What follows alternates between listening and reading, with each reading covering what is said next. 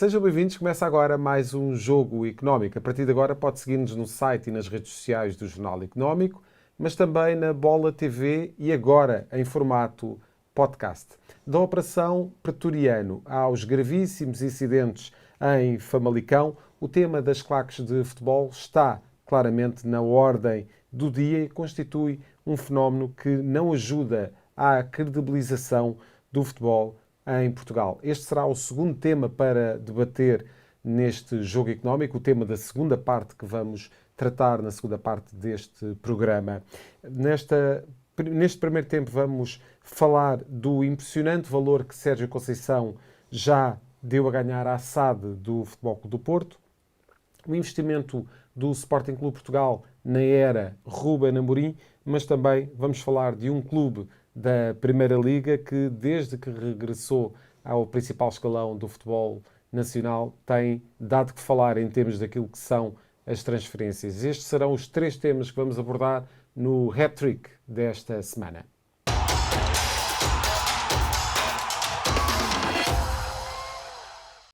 Como sempre, lançamos os três números que marcaram a semana e vão merecer a análise do nosso comentador. Dou as boas-vindas ao Jorge Faria de Sousa. Muito obrigado, Jorge, pela presença neste Jogo Económico. O Jornal Económico fez uma peça no início desta semana, precisamente a contabilizar o impacto de Sérgio Conceição na SAD, nas contas da SAD do Futebol Clube do Porto. Sérgio Conceição, de resto, tem sido um protagonista recorrente neste Jogo Económico e volta a ser esta semana, também pela presença do técnico na apresentação da candidatura, da recandidatura à tal 16ª que falámos a semana passada, de Jorge Nuno Pinto da Costa à presidência do Futebol Clube do Porto.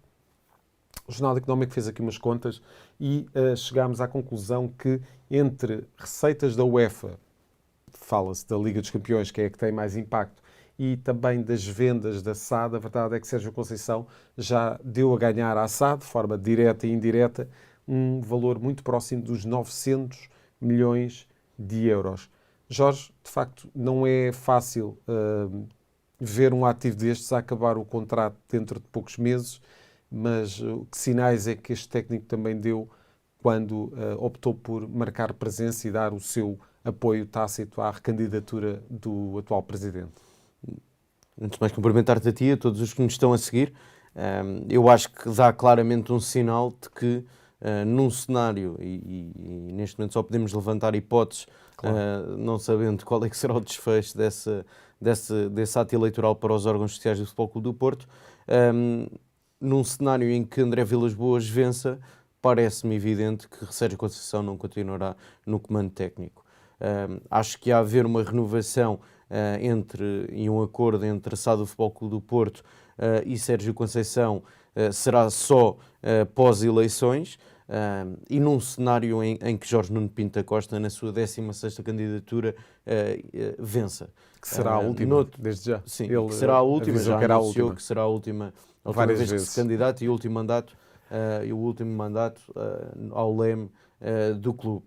Acho difícil que no pós-eleições, num outro cenário, haja uma conciliação entre André Vilas-Boas e Sérgio Conceição, embora o ex-treinador e agora candidato assuma a importância e admita a importância e reconheça a importância e dê muito mérito àquilo que Sérgio Conceição tem feito. De resto, nessa peça que referias, escrevemos que tem sido, e é uma coisa que eu tenho dito aqui muitas vezes, eu acho que é o principal ativo do Futebol Clube do Porto.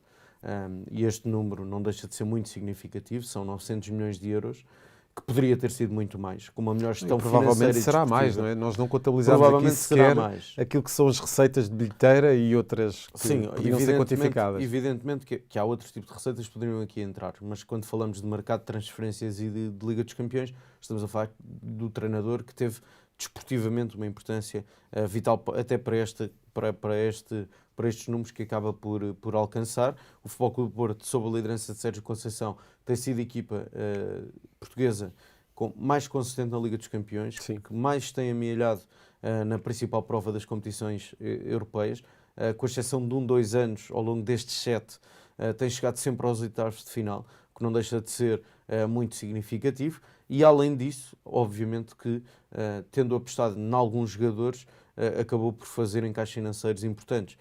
Recordo aqui Otávio no último verão, mas mais até Vitinha e Fábio Vieira, que eram jogadores da formação e que foram vendidos por verbas muito interessantes, dada a necessidade do Futebol Clube do Porto de fazer encaixes.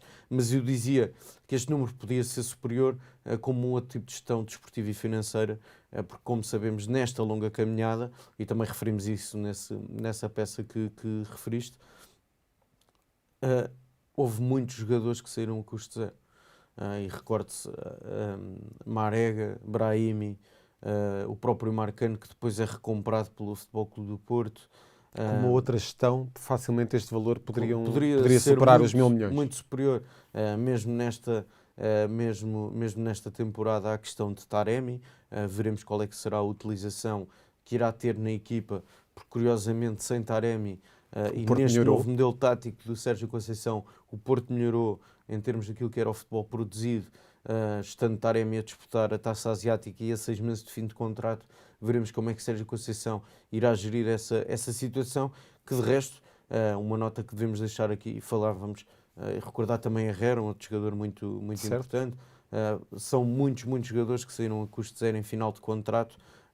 Eu diria que o único caso em que o Futebol Clube do Porto, tendo um ativo em final de contrato, fez um esforço significativamente elevado em termos financeiros para conseguir manter o jogador no plantel, foi na altura com Otávio, e que agora depois acabou por operar esta venda no último mercado de transferências no passado verão. E, portanto, quando se fala de 900 milhões com o tipo de gestão, poderia ser um número ainda superior, porque efetivamente Sérgio Conceição, além de não ter, na minha opinião, plantéis do mesmo nível de outras temporadas do Futebol Clube do Porto, e ter sido um treinador que porventura tem feito verdadeiros milagres. Sim.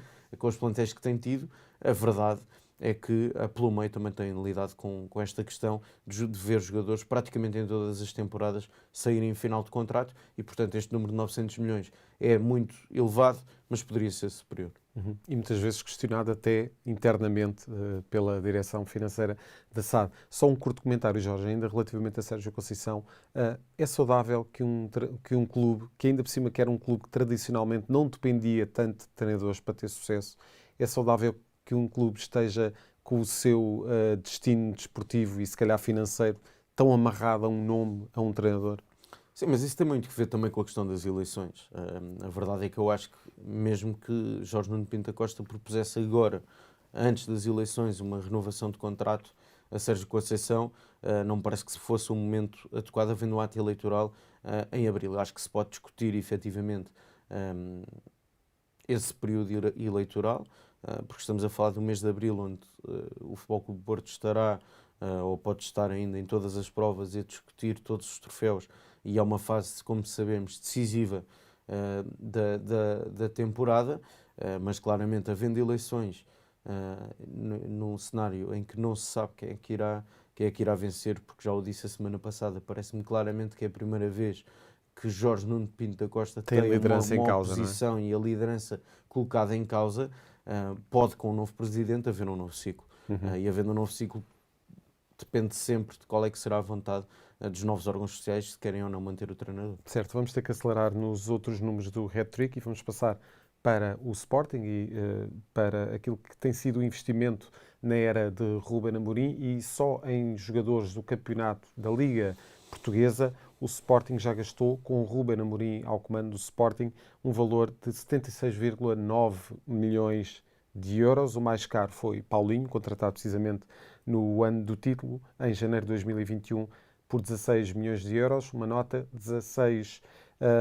é que metade destes jogadores que foram contratados na era de Ruben Amorim na Liga Portuguesa, metade são portugueses. Isto, de facto, diz aqui muito aquilo que tem sido a mudança de política desportiva no Sporting, privilegiar, em grande parte dos casos, os jogadores que já atuam no campeonato, na Liga Nacional, que já têm as rotinas, muitos deles são portugueses, como vimos aqui, e, de facto, uma mudança de paradigma que tem, até de certo ponto, resultado para este Sporting de Ruben Amorim. Eu tenho dito várias vezes que é fundamental este binómio entre scouting e formação.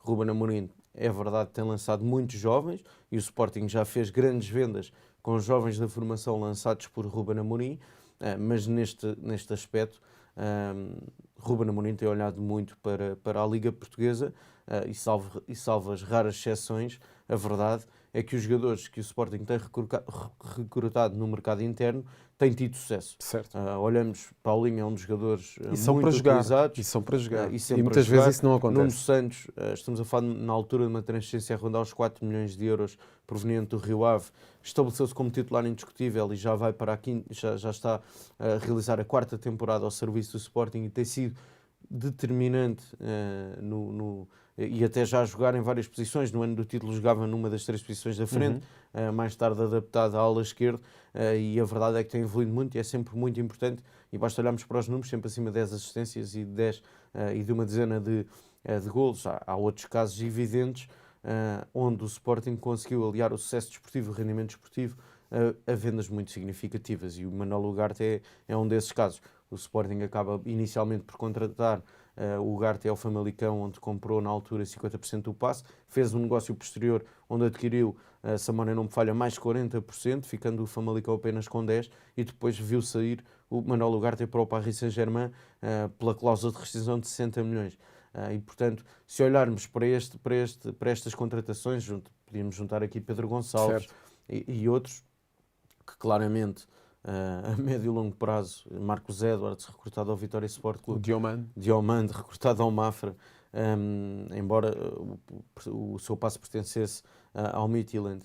A verdade é que o Sporting, olhando muito para este mercado interno, normalmente, e voltou a acontecer com o Koba proveniente do Estoril, e com o Rafael Pontelo, normalmente olha muito para jogadores jovens, ativos que possa vir a potenciar no futuro, e por isso eu dizia que este caso de Manuel Ugarte acaba por ser simbólico disso mesmo, porque o Sporting recruta Manuel Ugarte, na altura, sendo suplente de João Palhinha, acabou na época seguinte por se estabelecer como titular, e o seu rendimento desportivo que o Sporting também fizesse um encaixe financeiro muito, muito importante. Jorge, temos aqui apenas alguns minutos para falar do Famalicão. O número 61,2 milhões de euros são as vendas do Famalicão desde que regressou à Liga Principal. Desde a época 19-20, o Famalicão já fez vendas no valor de 61,2 milhões de euros. Alguns dos jogadores já falaste aí, a venda das vendas mais interessantes, Pedro Gonçalves, Manuel Ugarte. Curiosamente, Sporting e Porto dividem aqui as transferências relativamente àquilo que são as transferências internas, portanto, para clubes portugueses. O Porto comprou Otávio, agora recentemente, já no fecho de mercado, Ivan Jaime e Tony Martínez, que entretanto já saiu. De facto, estamos aqui a falar de um clube que se tem estabelecido, se tem vindo a afirmar cada vez mais na Liga Portuguesa como uma equipa estável, uma equipa de Primeira Liga e com um valor muito significativo em vendas aqui num curto período de tempo. Sim, não me querendo repetir, a verdade é que o scouting do Famalicão tem feito um trabalho absolutamente extraordinário.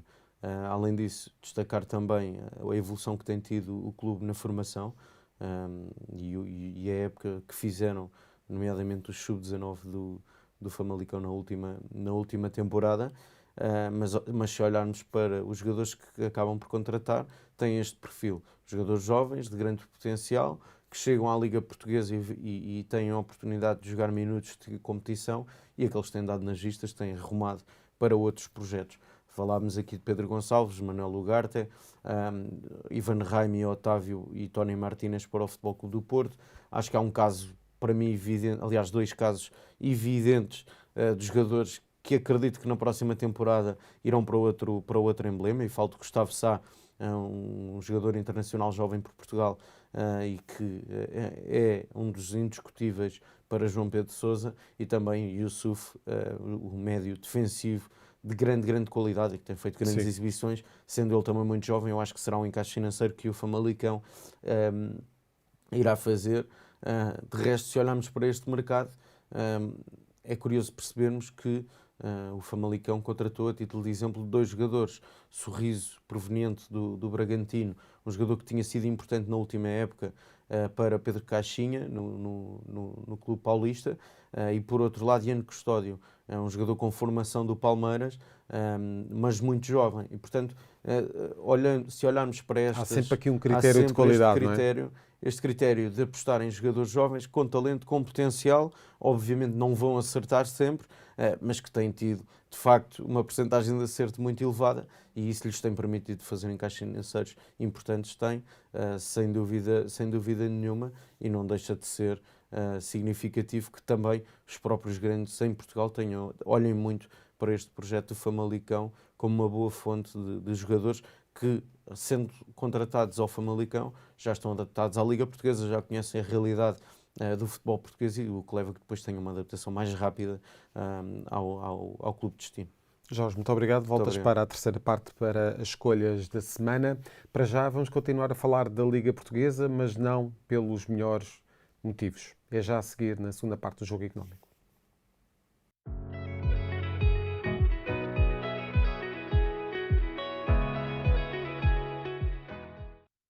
O fenómeno das claques em Portugal voltou a atingir o desporto português com a denominada Operação Pretoriano, mas também com os confrontos físicos no último fim de semana entre as claques de Famalicão e Sporting pela falta de policiamento.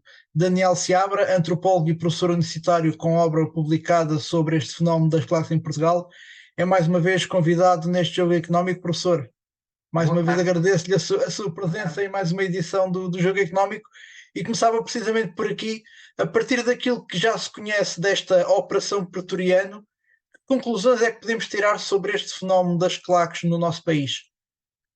A Operação Pretoriano não permite tirar nenhuma conclusão nova, porque o que está ali em causa são questões estruturais que não são novas e que já estão há muito identificadas e que estão relacionadas, sobretudo, com dois aspectos. Uma delas, a possibilidade, e lembro que estamos a falar apenas de indícios, e seria bom que saber esperar até ao momento em que, caso haja, ocorra um julgamento, porque eu prefiro a serenidade e a solenidade dos tribunais, onde se faz prova ou não, onde verdadeiramente se faz justiça, e, portanto, seria bom esperar até esse momento. Aquilo que nos é dado a conhecer remete-nos para indícios a propósito de um princípio estrutural que está relacionado com primeiro, a capacidade que as claques têm, em algumas situações, de agredir, de ameaçar e até de coagir as pessoas. Isso está perfeitamente demonstrado e, portanto, creio que este caso não muda nada. Para além disso, outra possibilidade que parece, ao que tudo indica pelas notícias, que está a ser investigada, reside na eventual relação entre a direção de um clube e o comportamento da sua claque. Ou seja, parece, segundo se diz, que há a possibilidade de os Super Dragões, de certa forma, estarem a levar a cabo injúrias, ameaças e coação em resposta ou em solicitação à direção do clube. Verdadeiramente não sabemos. Agora, o que sabemos é que, e em abstrato, não me reportando obviamente a este caso, aquilo que sabemos é que em alguns momentos as direções dos clubes solicitam às suas claques para terem ações, e isso creio que é subejamente conhecido, para terem ações, muitas vezes, que não estão de acordo com a legalidade, nem sequer com a mínima ética que deve nortear o desporto. Sobre isso, importa sublinhar também que as claques não estão sempre e em qualquer circunstância a responder à solicitação dos dirigentes dos clubes. Outros casos existiram e continuarão a aparecer em que foram as claques que contestaram dirigentes dos clubes, ameaçaram e até agrediram jogadores. Há vários exemplos, e há exemplos também relativamente à própria claque Super Dragões. Eu poderei referir 2 na década de 90, acontecimentos antes e depois de um Passos de Ferreira, em que chegamos a ter, no antigo Estádio das Antas, até seguranças a controlar o comportamento da claque. Lembro o caso com o Adrianse, lembro também algumas ameaças a alguns jogadores. Isto já ocorreu noutros clubes e, portanto, a relação entre as claques e as direções dos clubes é muito conjuntural. E mais complexa do que propriamente a suspeição que neste momento parece existir sobre a relação entre uma direção e um clube. Portanto, a meu ver, as notícias não mudam muito a perspectiva que já podemos ter a propósito deste fenómeno, e estruturalmente nem temos aqui, digamos assim, uma situação nos seus princípios muito diferente de Alcochete. Os visados, ou seja, as vítimas, é que são diferentes.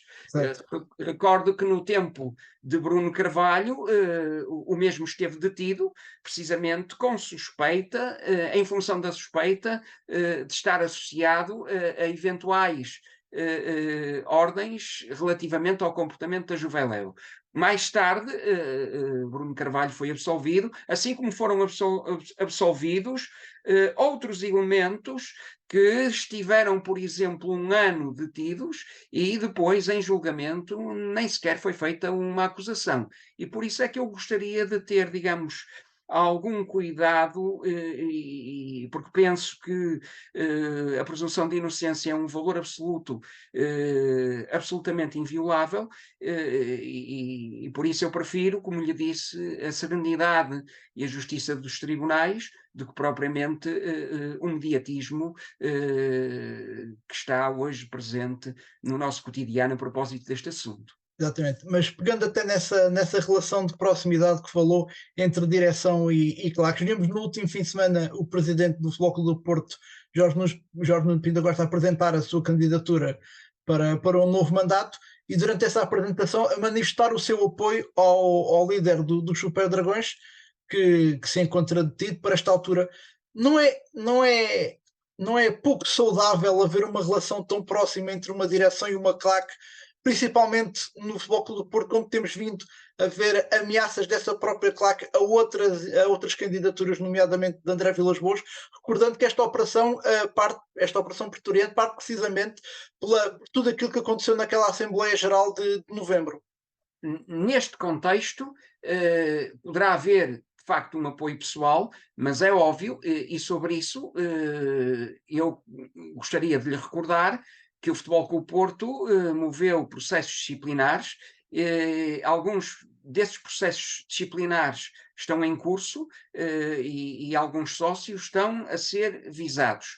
Portanto, eu creio que o que ali se passou foi, sobretudo, uma intervenção do presidente de Futebol Clube Porto, é certo, mas uma intervenção mais a título pessoal, de uma relação de amizade que parece existir. Se me diz que é pouco saudável, é uma interpretação que acho perfeitamente aceitável. Provavelmente, neste momento, poderia haver, da parte do Futebol Clube Porto, uma diferenciação e uma demarcação clara, mas quem deverá responder por essa perspectiva não serei eu.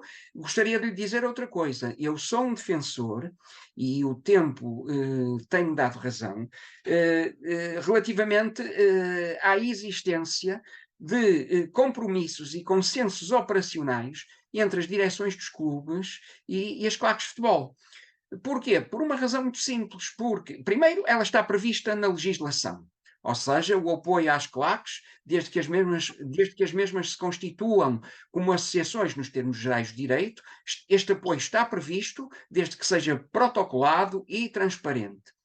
Mas eu sou defensor de algo que vai para além disso. Mesmo quando este apoio e este processo legal não é possível, eu defendo uma relação de compromisso no sentido de permitir que possa existir algum acordo e algum controlo do comportamento das direções dos clubes relativamente às claques de futebol. Porque há o perigo das mesmas entrarem propriamente em roda livre, sem qualquer controlo, sem qualquer apoio por parte dos clubes e tomarem decisões que muitas vezes são até lesivas para o clube. E, em alguns casos, estou-me a recordar neste momento do exemplo do Sporting Clube Portugal, uma relação de tensão e de animosidade e de conflito que, a meu ver, tem prejudicado as duas partes. Portanto, mais uma vez, não podemos reduzir a realidade apenas a uma declaração do Presidente de Futebol Clube Porto que eu interpreto sobretudo como sendo um apoio pessoal e não tanto institucional enquanto Presidente de Futebol Clube Porto, porque aí estou convencido que o Futebol Clube Porto já tentou marcar posição. Agora, é óbvio, não sou ingênuo. É óbvio que as palavras de Pinto da Costa também o implicam como Presidente, porque ele, neste momento, é, de facto, presidente do Futebol Clube Porto. Professor, já vamos a meio do tempo desta nossa entrevista. Gostava de olhar aqui para aquilo que aconteceu em Famalicão e aqueles episódios de violência. Pergunto-lhe como é que tudo isto poderia ter sido evitado e se a falta de policiamento que existiu e que de resto originou o adiamento do jogo explica tudo aquilo que aconteceu fora do estádio. A falta de policiamento só pode explicar em parte, porque os incidentes ocorreram porque estavam presentes pessoas que se envolveram nos mesmos. E, portanto, se as pessoas que se comportarem pacificamente, nem sequer é necessário polícia. Eu sei que estou num cenário idílico, eu gosto muito de lidar com o princípio da realidade, mas não vou alinhar por uma bitola em que parece que os principais culpados foram os polícias porque deviam estar lá e não estavam. Não, os principais culpados foram as pessoas que levaram a cabo aqueles comportamentos. Depois podemos discutir outra coisa. De facto, o trabalho de prevenção, de vigilância e de dissuasão que é levado a cabo por parte das forças policiais, nesse caso pode ter havido, de facto, um déficit que facilitou toda esta confrontação. Já agora, recebi informações que apontam para o facto de não estarmos perante propriamente ações levadas a cabo por claques, mas sim por elementos, sobretudo associados ao estilo casual, que tem sido um estilo que emergiu agora no século XXI e que se tem acentuado, e parece que algumas dessas ações foram praticadas por indivíduos que se integram nesta vertente, muitas vezes orientada para as práticas violentas. E, portanto, mais uma vez aí, temos de ter algum cuidado em imputar propriamente às claques de futebol. E obviamente, que depois há um envolvimento geral, provavelmente até com outros adeptos.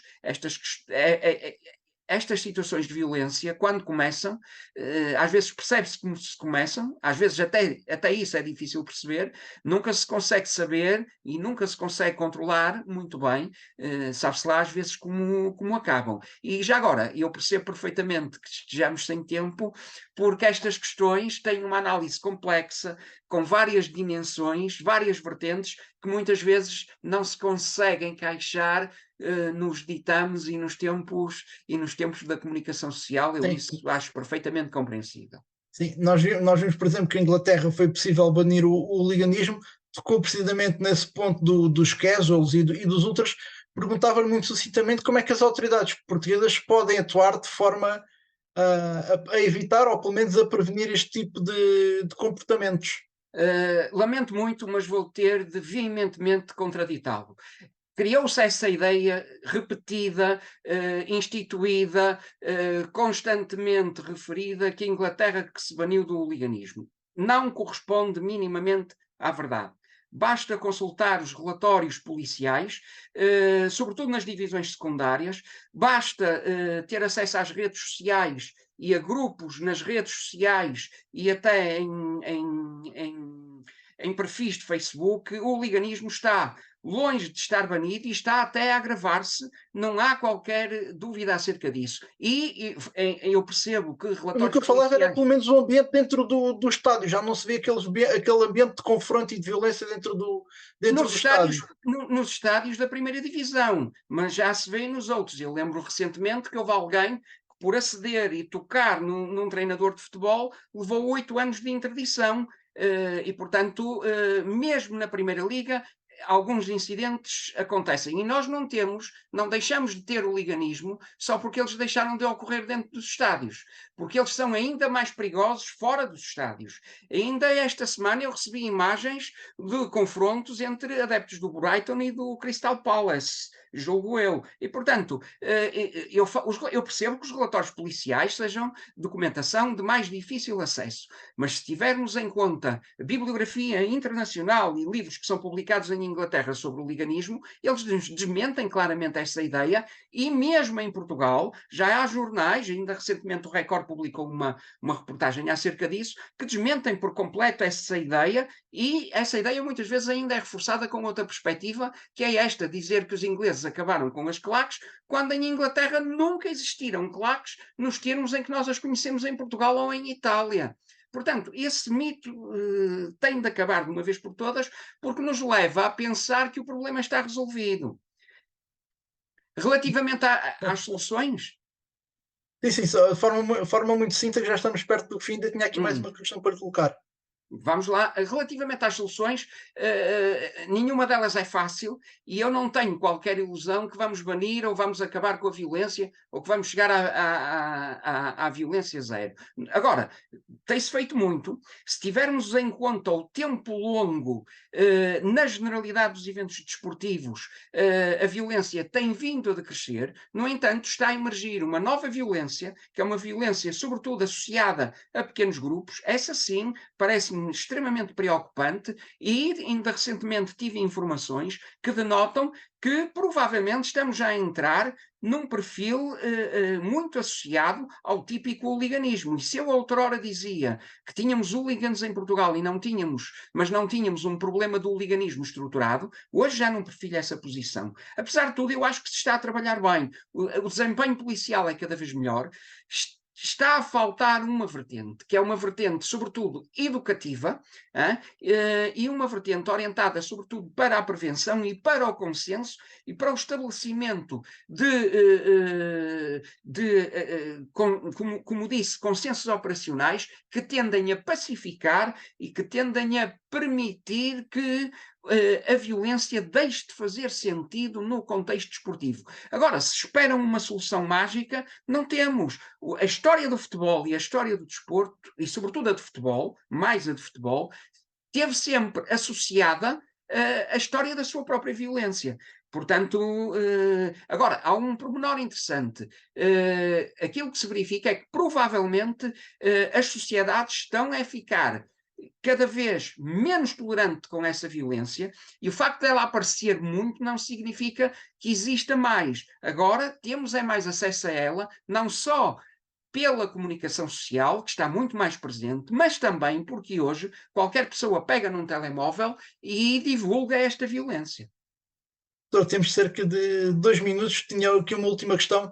O jogo de Famalicão Sporting foi adiado por falta de agentes de segurança. Já vimos, possivelmente, as reivindicações da polícia só deverão ter alguma resposta após as eleições de 10 de março, e até lá vários jogos do Campeonato Português poderão estar em causa a sua realização. Isto coloca aqui em causa a verdade desportiva? Essa é uma pergunta que deve fazer, sobretudo, aos comentadores de futebol. Eu também gosto de futebol. Pelo menos gera perturbação, e abre a porta para que se coloque essa questão. como a colocou. É verdade que depois haverá sempre um jogo, mas o que é facto é que as jornadas não são disputadas ao mesmo tempo e obviamente que se cria um ruído perturbador e que poderá levar alguns a pensar que a verdade esportiva está em causa, mas nem sequer tinha pensado muito sobre esse assunto, porque verdadeiramente os jogos vão ocorrer e portanto, agora, nós sabemos que há influência e diferente atitude e eventualmente pressão diferente quando já sabemos, pressão ou falta dela, quando já sabemos o resultado de outros jogos. Por isso considero que há um efeito perturbador. Dr. Daniel Seabra, mais uma vez agradeço-lhe a sua presença neste jogo económico e certamente este nome das claques continuará a estar na ordem do dia e veremos o que é que vem daí desta operação pretoriana e certamente oportunidades para falarmos novamente não vou faltar. Agradeço-lhe mais uma vez a sua presença. Sim, sim, muito obrigado. Eu gostava sobretudo que se fizesse justiça e isso é muito importante. E que essa justiça não seja feita na praça pública, não é? Ficaremos a aguardar então pelo desfecho desta operação pretoriana. Professor Daniel Seabra, uma vez mais, muito obrigado pela sua presença neste jogo económico. Obrigado, obrigado. Já a seguir, na terceira parte, não perca as escolhas da semana.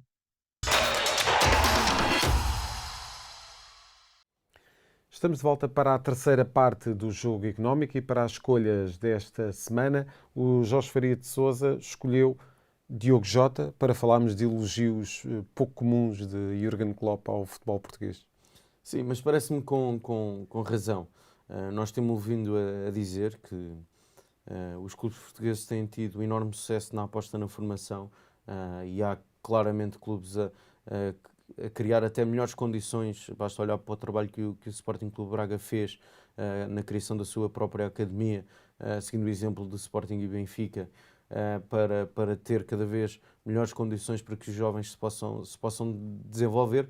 Jürgen Klopp, para mim, um dos melhores treinadores do mundo, acaba por dar o exemplo do Diogo Jota pela inteligência, pela capacidade de adaptação que os jovens têm, pelo próprio talento que há no futebol português, e não deixa de ser um elogio digno de registro aqui nesta semana, numa altura em que Diogo Jota, que tem sido um jogador até algo atormentado por lesões, Sim, é mas que neste seu regresso à equipa de Jürgen Klopp tem feito muitos golos, estava a voltar a passar um bom momento e será sem dúvida um jogador importante para a seleção portuguesa, porque recorde-se, em 24 vai haver Campeonato da Europa, acredito que estará entre as escolhas de Roberto Martínez e para já vive um grande momento neste Liverpool que foi absolutamente renovado por Jürgen Klopp na sua última temporada ao serviço da equipa de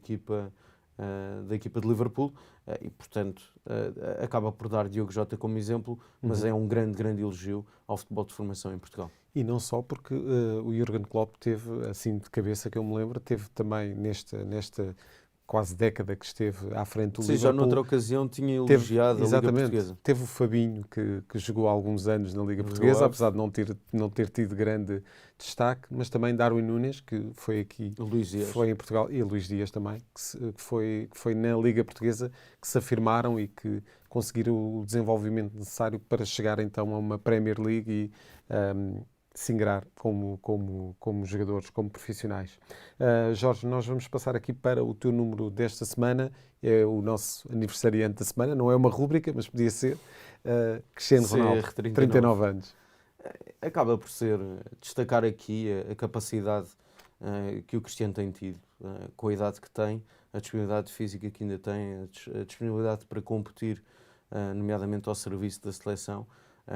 Olharmos para o facto de ter feito, semana não me falha, acima de 50 golos no ano civil de 2023, está agora a passar por um período de lesão, mas é uma carreira absolutamente extraordinária. São 34 títulos ao serviço de seleção e dos vários clubes por onde passou, cinco vezes considerado o melhor do mundo, e poderia ter sido mais caso a FIFA fosse imparcial e o FIFA da Best fosse bem entregue, mas eu acho claramente que hoje vale a pena homenagear o trajeto, a carreira e o que representou o Cristiano Ronaldo para o futebol português, mas também para o futebol mundial, e esperar que possa continuar a ajudar a seleção portuguesa, jogue mais ou menos tempo, e a verdade é que até a postura que ele tem tido com o Roberto Martínez... Muito mais apaziguado, não é? Muito mais um jogador, cada vez mais um jogador do grupo, e percebe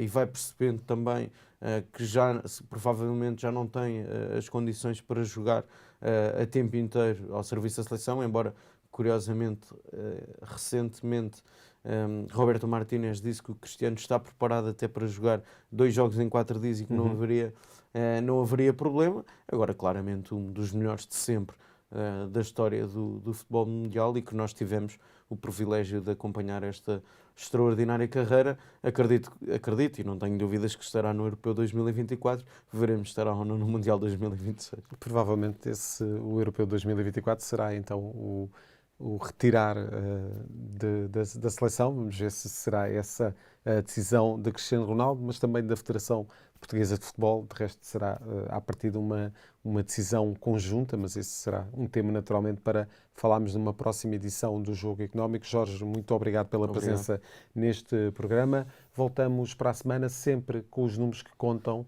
dentro e fora das 4 linhas. Até para a semana.